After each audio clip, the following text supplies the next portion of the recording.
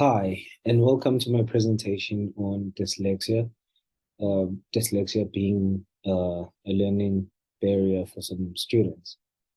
My name is Musa Nkosi, and I will be taking you through my findings on dyslexia as a learning barrier for some learners. Yeah, dyslexia is basically a learning disorder that involves difficulty in reading due to problems identifying speech sounds and learning how they relate to letters and words, which is basically in basic terms. It is also called a reading disability because dyslexia is a result of individual differences in areas of the brain that processes language. So hence that is backed by these authors out of many.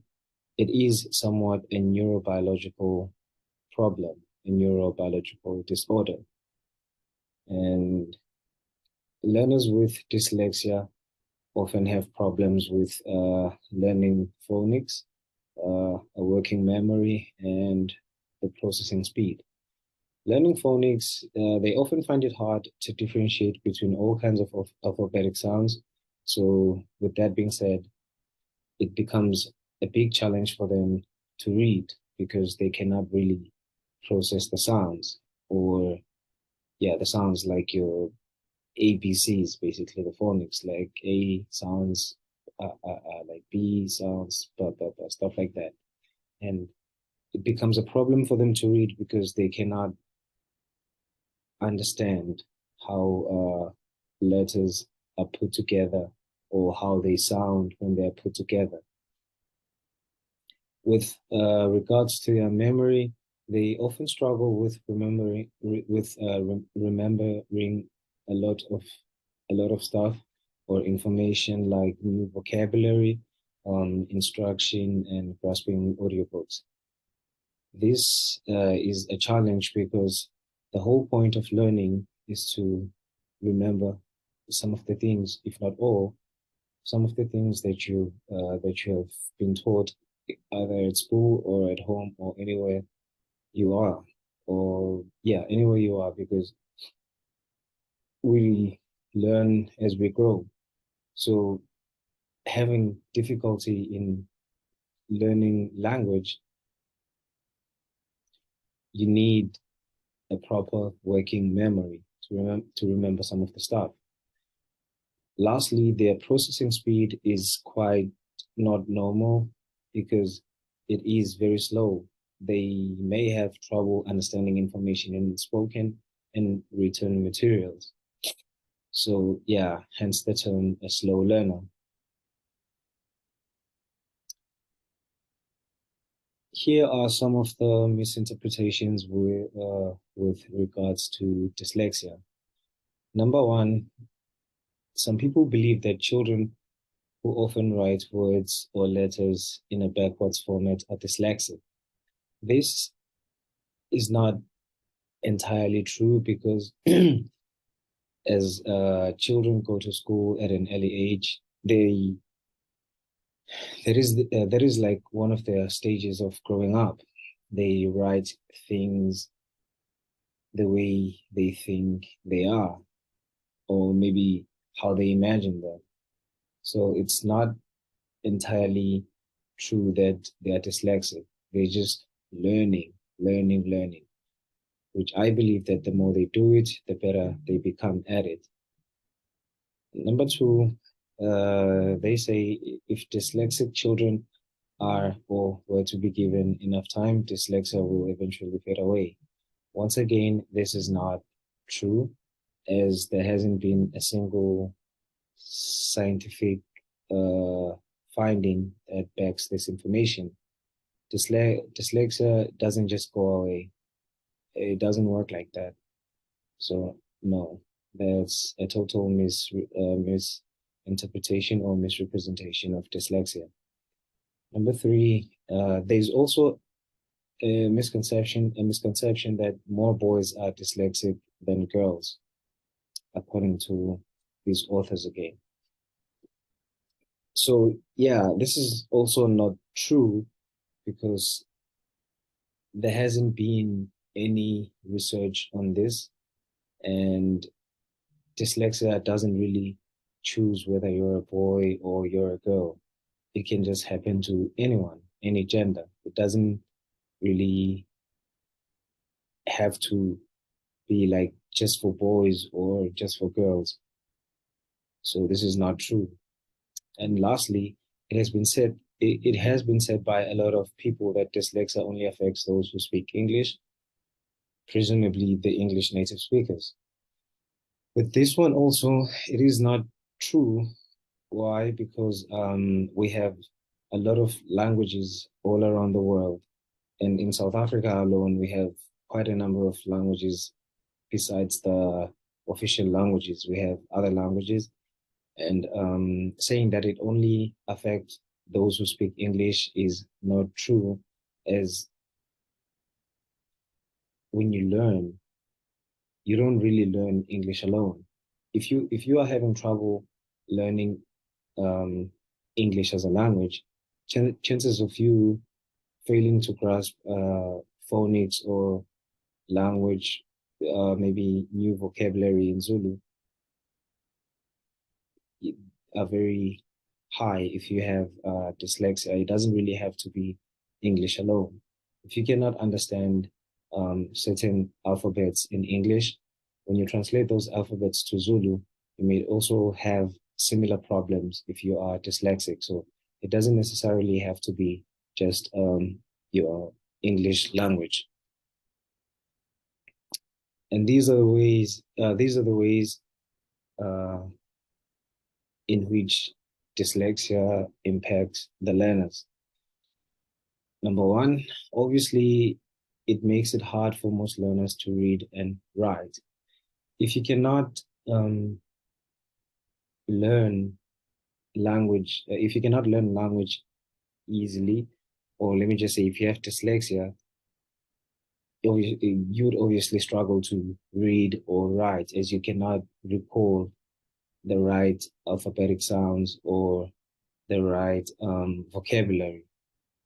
Number two, it makes learners become slow on recalling some words when they see them, hence the term slow learners for some.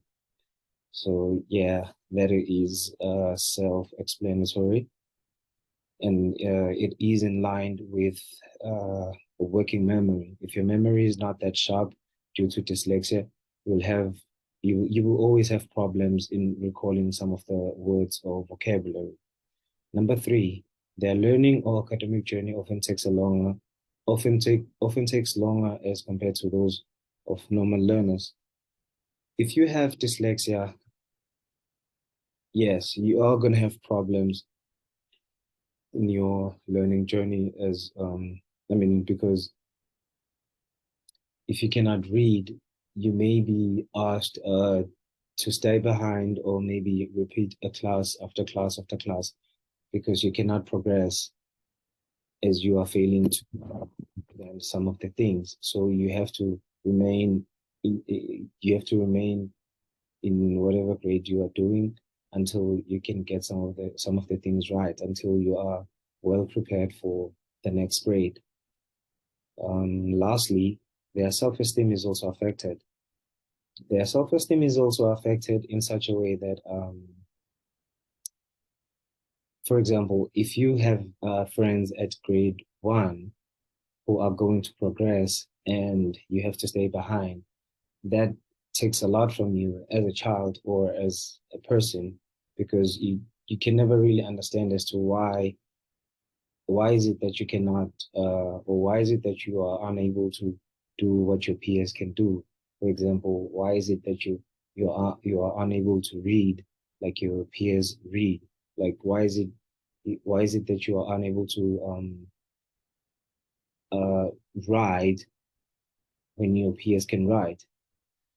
And also, imagine in this case, in class, you are asked to read and you cannot read. Some children uh, will often be laughed at because they cannot read. And children don't really know much about dyslexia, so they will just laugh at a child that is dyslexic because they cannot read. So that really hurts or harm their self-esteem. And here are some of the strategies for teaching learners with dyslexia. Firstly, as a teacher, you should start by getting to know all your students personally and encourage peer interaction, which is teamwork in this case. You can also create a very welcoming or rather positive and cooperative classroom environment. In this way, you will allow students to help one another in classwork activities, and you'd have to also encourage you'd also have to encourage them to help one another in the sense that if somebody is lacking, those who can should also help out those who cannot, instead of just maybe laughing at them. Number two, give your students give them chances to work in various groups and promote peer evaluation so that they become used to helping one another. As I've just said right now, that they should work in various groups. You should always shuffle, or yeah, shuffle. I think shuffle is the best term to describe this. You should always shuffle your groups. Don't just let friends work together all the time, because teaching strategies or working in groups might not benefit those who are dyslexic. And for those who are dyslexic, they might end up having nobody in their teams because they would be seen as uh, slow learners. So nobody would really want to work with them as they may have little to no little to no information to give on the group. Number three, encourage students to share how they tackled a task or came up with a certain answer as they reflect on their learning process. This is very important because if they share how they did certain things or how they came about certain answers, those who are those who are left behind will eventually get to know how things are done in class. Lastly, set aside time to go over exam tactics in detail, such as how to approach various tasks and break them down into manageable steps. So, yeah, and here are some of the references for more information. Thank you.